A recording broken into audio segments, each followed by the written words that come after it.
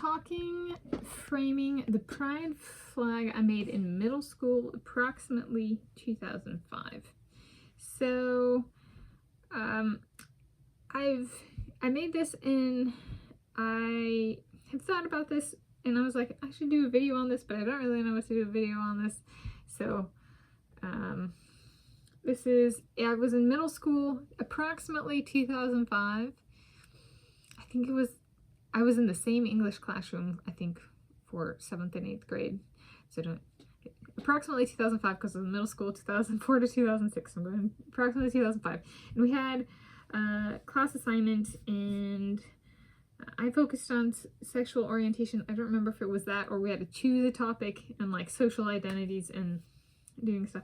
And I had taken home economics and I ended up being a teaching assistant for a home economics class and stuff like that. And so I decided to actually make a physical pride flag. So this is the flag I made, you know, approximately 19 years ago.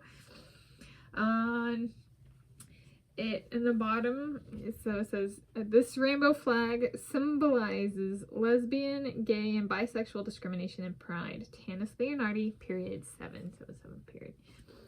And yes, it's still in good condition.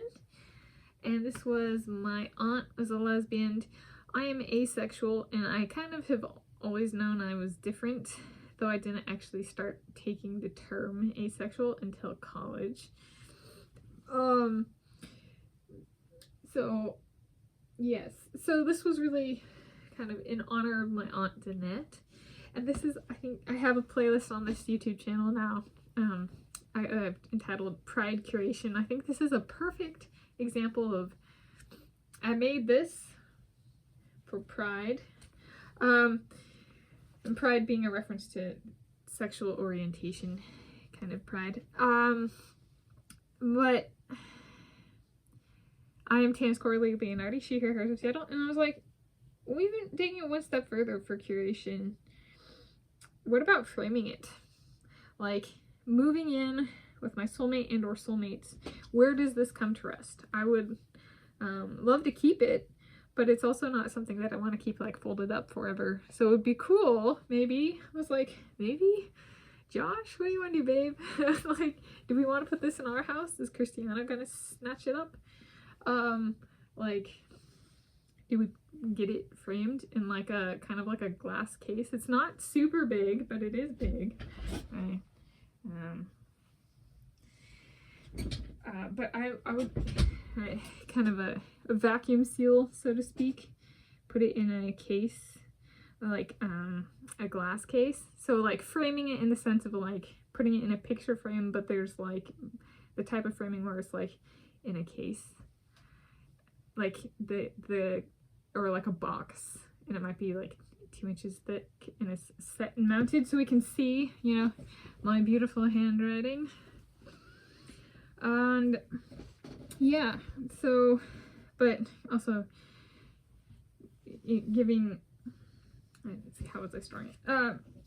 Time and attention to, right, pride and attention to sexual orientation has been part of my life since before I was born, through my Aunt Danette and through class assignments, right? So a lot of people choose to focus on stuff like race or gender, and I chose instead sexual orientation because it's something that's very core to me, and especially as an asexual. Asexuals actually have a different flag. They do have their own flag. We do have our own flag, and it's like different. It's like white in different shades of purple.